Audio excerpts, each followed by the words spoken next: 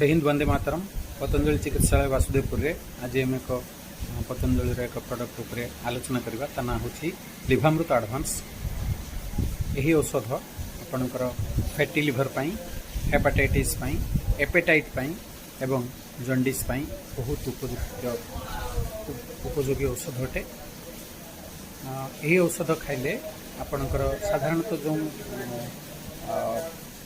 आमर liver week हेले जो प्रॉब्लम सब होता है से समस्या समाधान मिलता है। एथिरे इनग्रेडिएंट्स कहबा गले भूमि आमला, मकोई, दारू हलदी, कासनी, द्रोणपुष्पी, पुनर्नभा, कालमेघ, सोनापठा, सुपरंखा एवं कुटकी इत्यादि अच्छी। यही औषध आम सकाळे एवं संध्यारे खाली पेटरे 2टी लेखाएं उषुम पानी सहित खाईपर।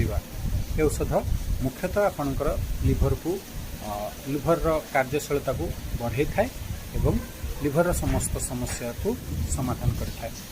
जय हिंद वंदे मातरम।